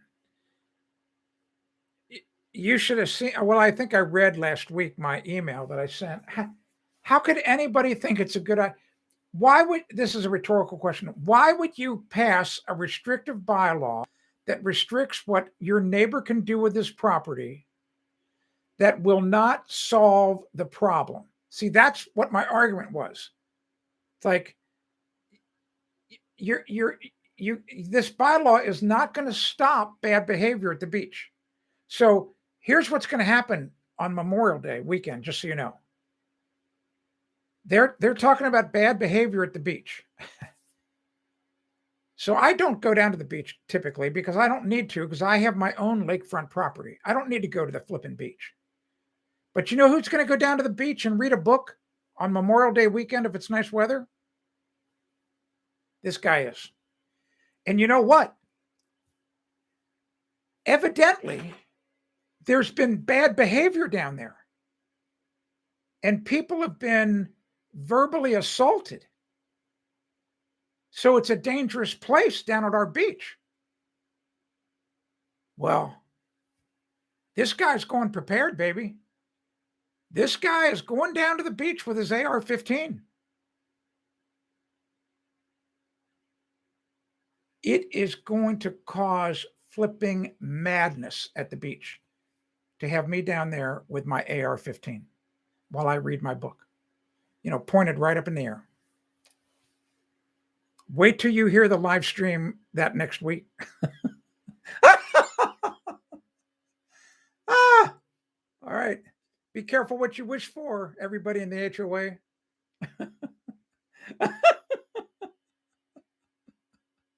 Oh my God. Oh, here we go. Yes, Lorene, the series, it is. Yeah, no, it's so Game of Thrones. Here's what it's about. I don't know if it's in this order. It's about killing people. It's about sex, and it's about power. And so and there's a lot of it in there. A lot of those three things. All right, so oh my gosh. And I have to hand it to the author, very very imaginative in how he handled certain things. Like, just think about it. In other words, if you had to come up with a new word for underwear, what would you call underwear? So he calls it small clothes. I mean, it's brilliant because they're tiny clothes. I mean, like underpants are nowhere near as big as regular pants. They're small. So he calls underwear small clothes. It's just brilliant. I mean, certain things are just brilliant. All right. Let me get caught up. Jason, I live in an HOA and you couldn't plant flowers. That's crazy. See, yeah. Yeah. I agree. They're just, the bylaws are just recommendations. Good night. And you're in Connecticut. Oh, it's just horrible. The People's Republic of Connecticut. One step below People's Republic of Massachusetts. Yeah. Well, Lorene, here, this new bylaw they passed. If you rent your home more than once, the fine's $5,000 a week.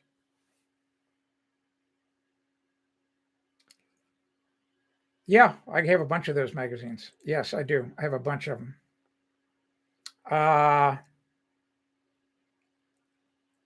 Okay, Jason. Yes, I'd like to get that email.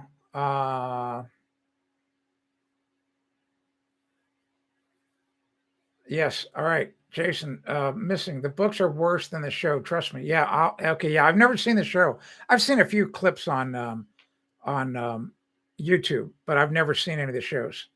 But the books are pretty graphic. Marcus, it's filmed around. Oh, it really interesting, Marcus. That's interesting.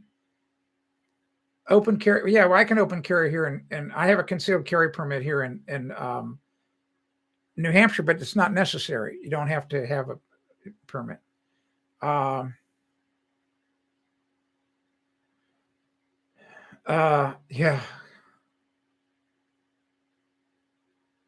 Okay. Yeah. All right. $5 a week. 5K a week. Yeah. 5K a week. That's a fine. $5,000 a week. Crazy. And like I said, this is what I made my final plea on the phone on Saturday during the meeting. I said, why? I said, how can you vote? I said, how can you vote for a bylaw that restricts what I do with my property that is not going to solve the problem of why we're even meeting here today? That's how stupid 42 people are that live in my HOA. Bunch of flipping idiots. Stupid.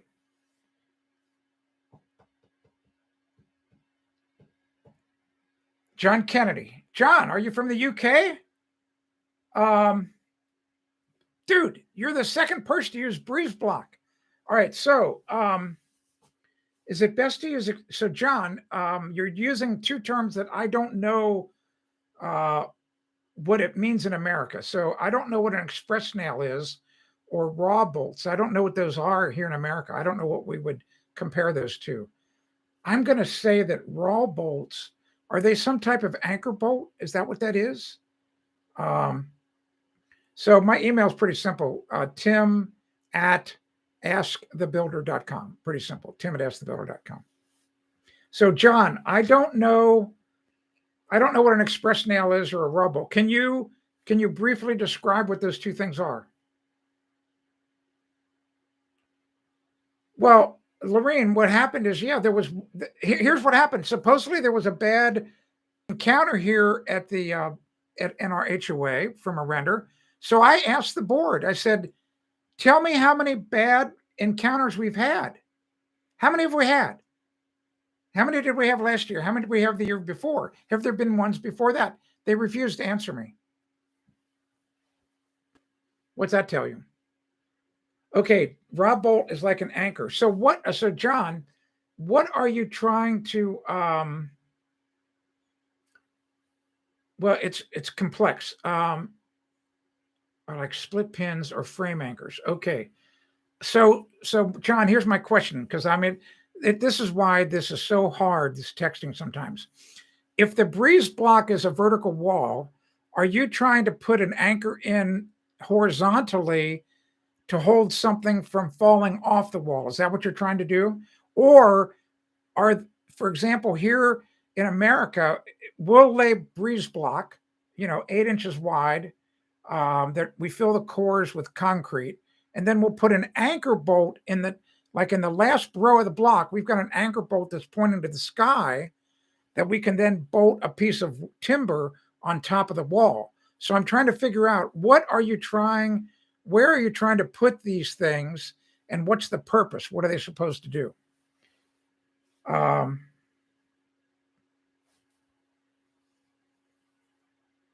All right. So while John is taping that, I will go to MJ. Big fan of yours. Thank you, MJ. Since you were a child, you act like I'm flipping ancient.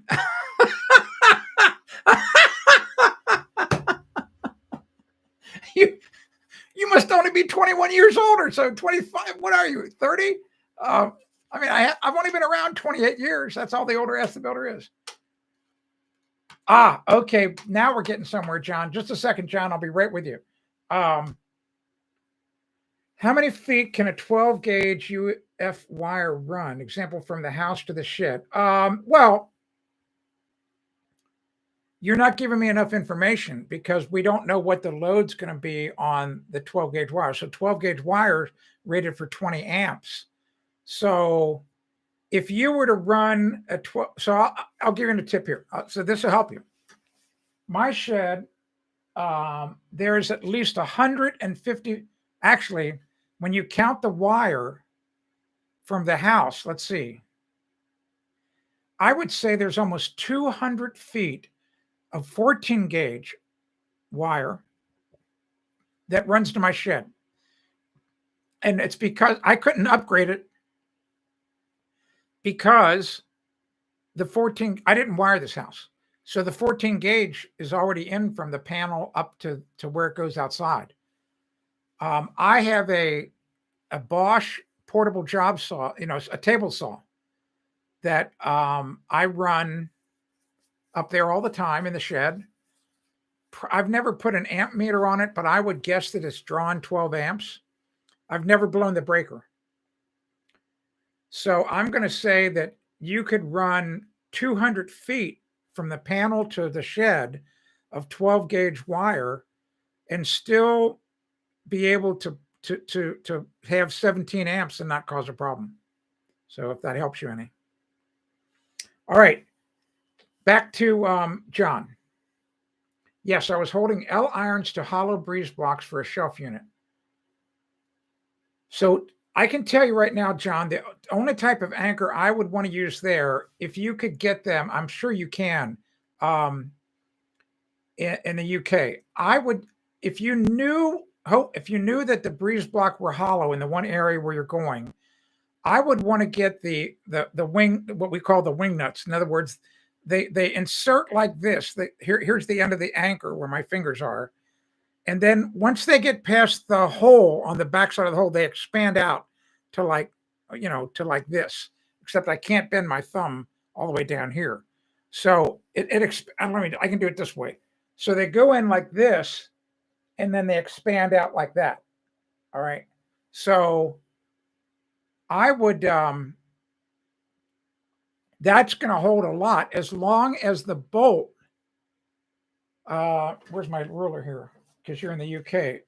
As long as the bolt would be 7 millimeters. All right. So here's my little, so 7 millimeters to me is like 3/8 of an inch here in America. All right. So, you have to have a pretty strong bolt for that angle in. But the answer is, if you can get that type of angel wing expander that it goes in the hole like this, and then it expands out, those will, here's the trick. You need to spread out the weight of the angle iron across as much of the back of the breeze block as possible. Does that make sense? So an anchor that just goes into the hole and the friction is only on the diameter of the hole, that's no good. No. You want that bigger anchor that's expanding and putting a lot of surface area on the back of the block. I hope that helps.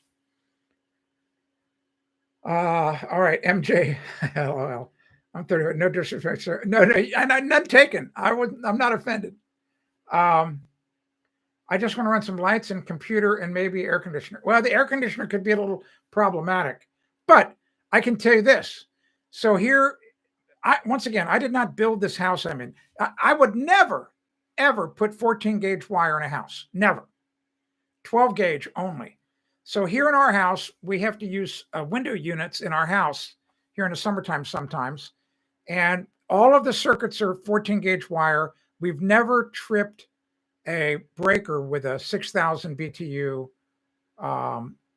with a window unit. All right. So 12 gauge, you're going to be okay to run an air conditioner. Now, that said, I wouldn't just run one circuit out there.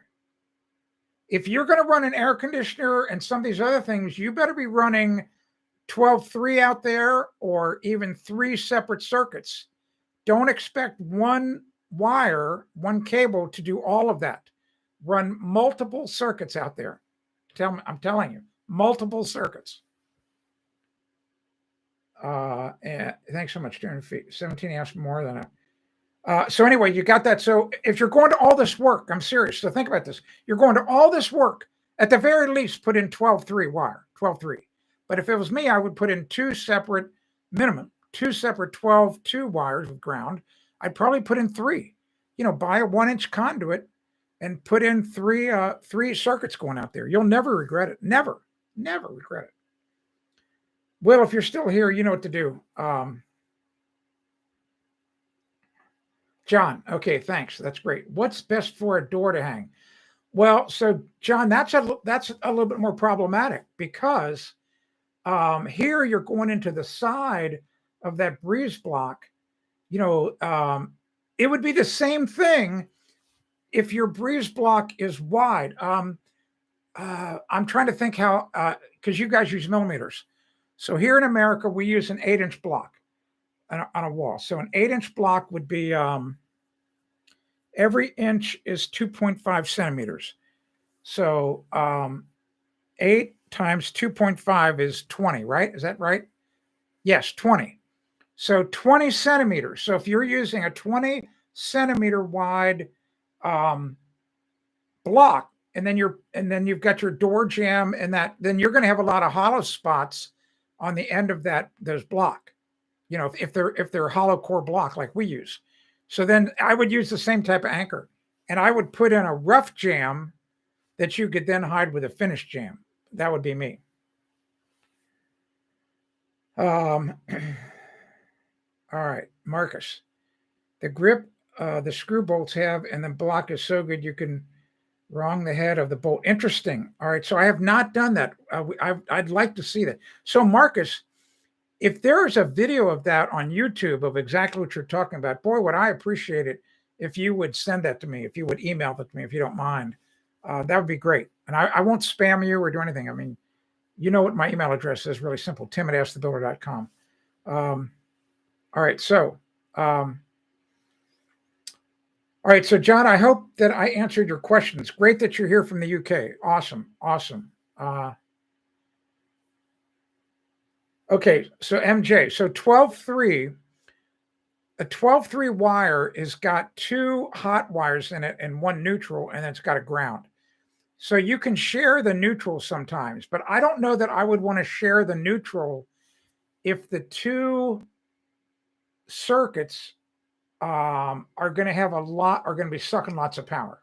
All right, so that's why I said if like I would want to have a separate 12.2 with ground wire that goes to the air conditioner, and I would want to have a separate 12.2 wire that goes for maybe if you're going to use a table saw, and then a separate 12.2 with ground that does your lights and your computer, because lights in a computer, they don't draw anything. I mean, the new light bulbs now are all LEDs. What are they drawing? Like 7 watts? I mean, give me a break.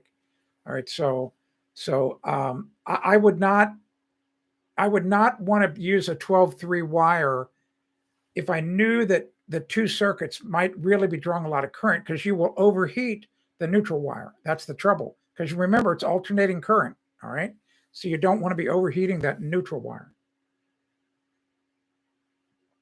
John, do I talk to the ultimate? I don't know who the ultimate handyman is.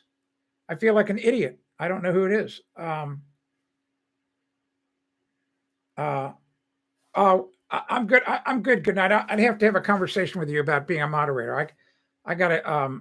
We've got Will on it for right now, but thank you for the offer. I may do it. But not today. John, I don't know who the ultimate handyman is. I don't know. It must be some great guy in the UK. I don't know.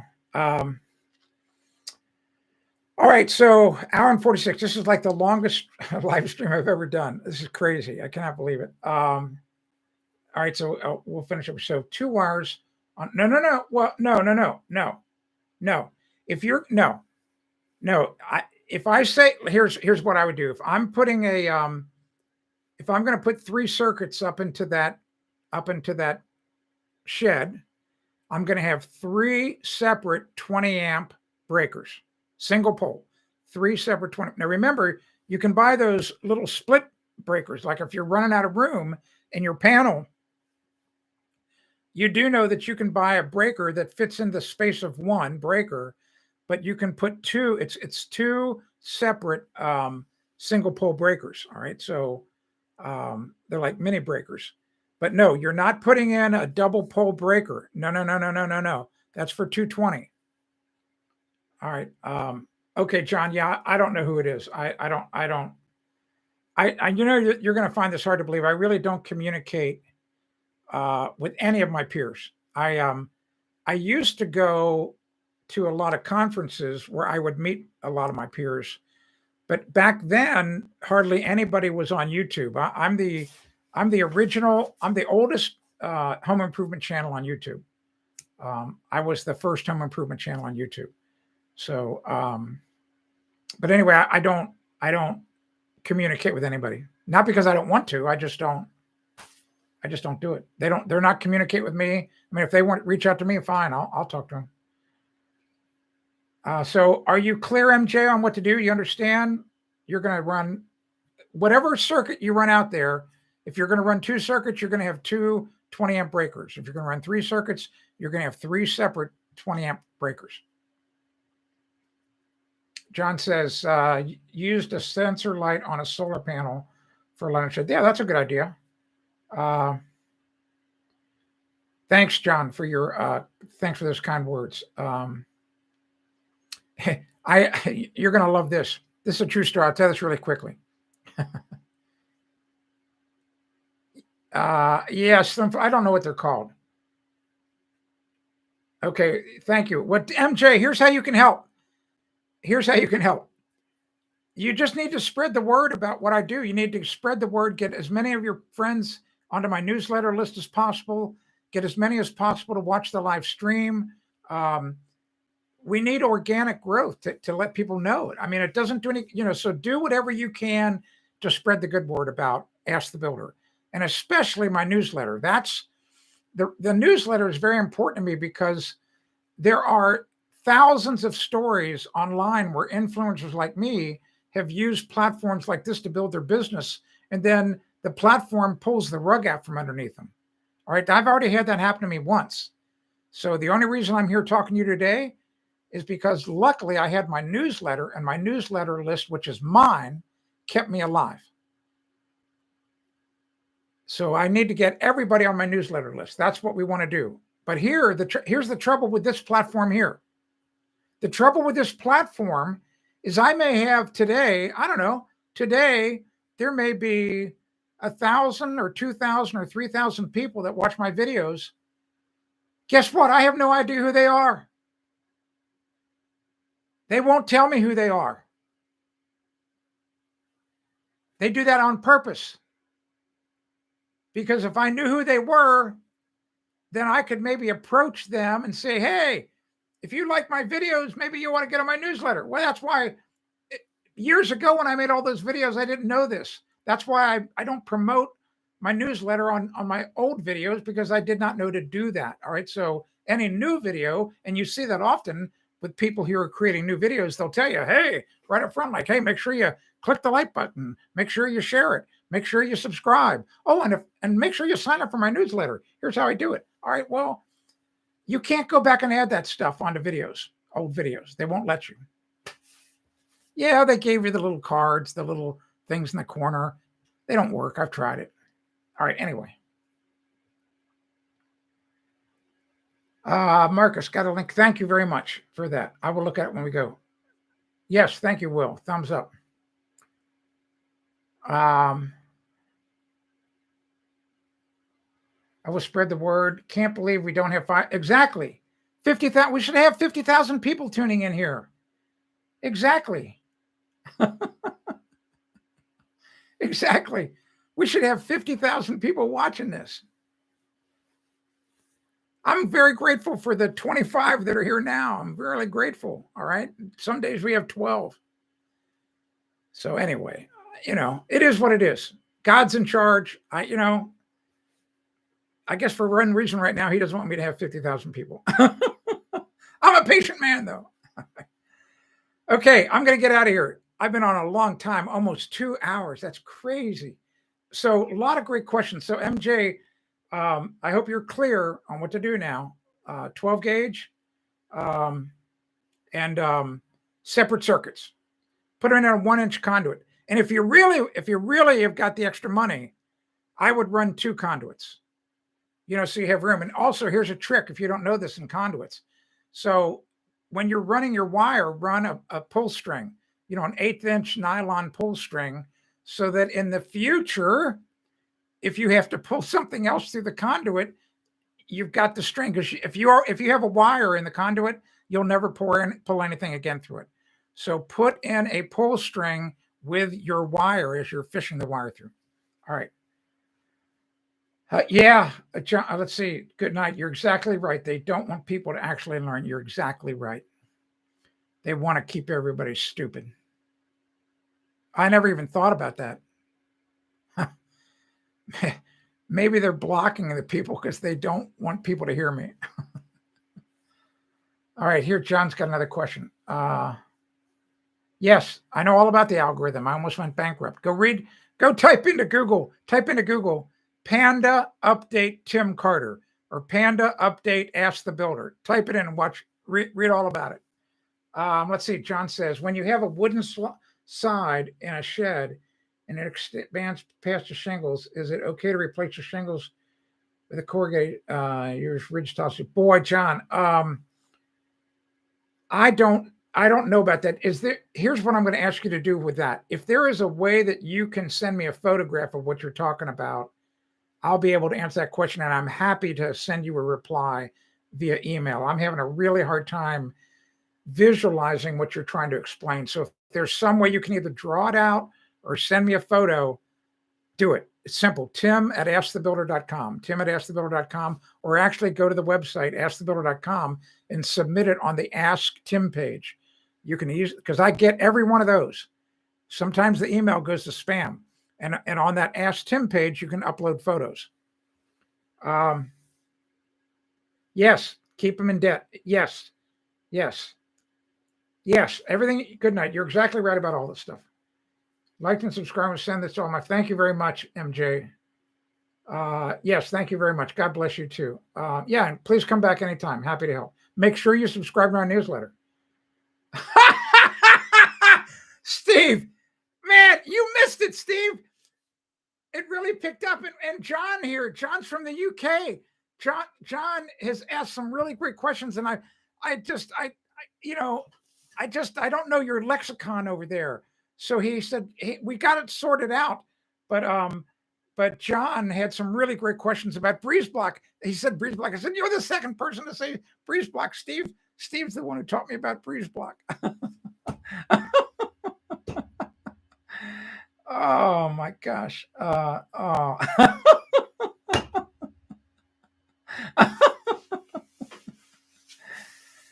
Thank you very much. Good night. I appreciate it. Yeah. Anything we can do to build the channel, build the live stream, to get the flipping truth out.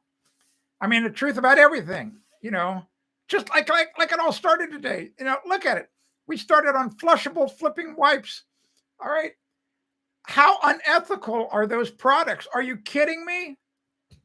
Yes. Here's what I said in the video and in my column.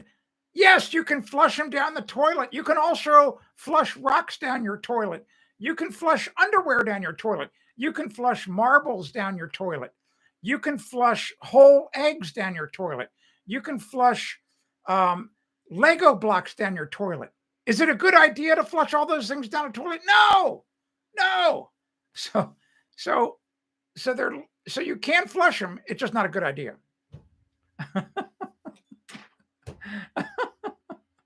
Lorraine, you're still here. That's great. Exactly. Teach us the proper English. Oh, that's hilarious. I cannot wait. I'm telling the truth here, Steve. I cannot wait to meet you in person and give you a hug. I swear to God. I swear to God. Everybody here, all my friends here, I just cannot wait to meet you and give you a hug. It's going to be so cool. We're going to do a parachute drop one day. I swear to God we are.